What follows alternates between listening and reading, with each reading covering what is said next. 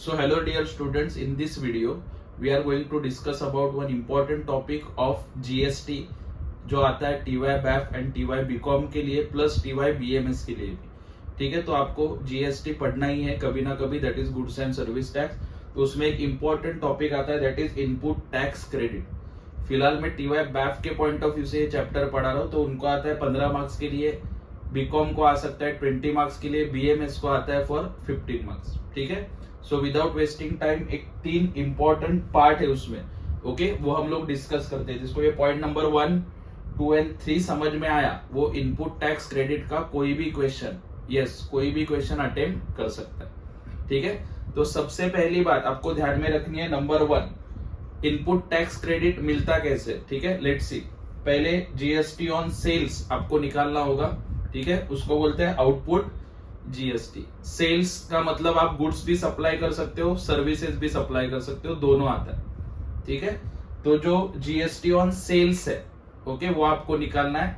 उसमें से माइनस करना होता है जीएसटी ऑन परचेस। यही जीएसटी ऑन परचेस होता है आपका इनपुट जीएसटी, या फिर इसी को बोला जाता है इनपुट टैक्स क्रेडिट। ये ध्यान में रखना, GST on purchase is your input tax credit. तो उसको क्या करोगे, आउटपुट जीएसटी मतलब जो सेल्स के ऊपर जीएसटी है उसमें से परचेस का जीएसटी क्या करोगे, माइनस। Very easy. ठीक है, माइनस बैलेंस इन इलेक्ट्रॉनिक क्रेडिट लेजर। ये भी क्वेश्चन में दिया जाएगा, अगर दिया है बैलेंस इन इलेक्ट्रॉनिक क्रेडिट लेजर तो उसको भी क्या करना है, माइनस। और ये माइनस करने के बाद in the end you will get net GST liability या फिर नेट जीएसटी पेएबल। ठीक है, तो ये आपको पहली चीज ध्यान में रखनी है जो आपको क्वेश्चन में करना है। ठीक है, इसके बाद में मैं क्वेश्चन भी सॉल्व करके बताने वाला हूँ। ऑलरेडी अपने यूट्यूब चैनल पे ये एक वीडियो मैंने बताया हुआ है जहाँ पे ये क्वेश्चन भी मैंने सॉल्व किया, फिर भी बहुत से लोग पुराने वीडियोस देखते नहीं है, तो एक नया वीडियो मैं बना रहा हूँ इसके लिए। ठीक है, सेकेंड क्या देखना है आपको, ऑर्डर ऑफ यूटिलाइजेशन।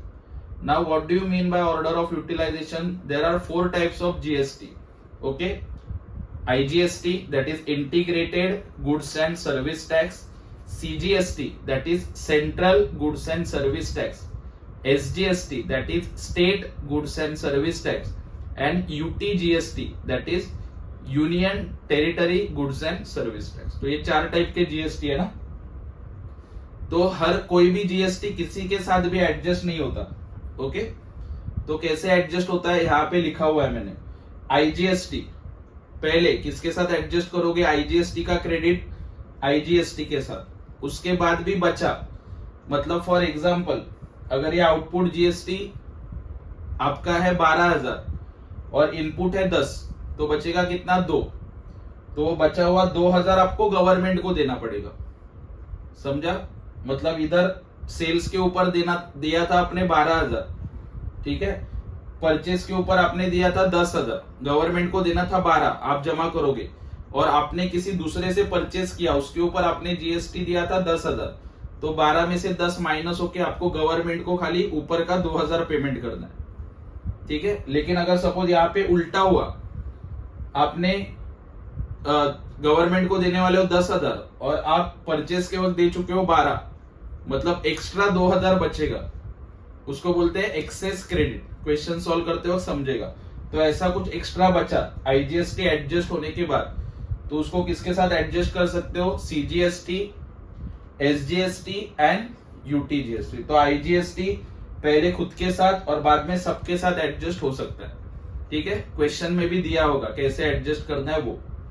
उसके बाद सीजीएसटी किसके साथ एडजस्ट होता है, पहले सीजीएसटी खुद के साथ और बाद में आईजीएसटी के साथ।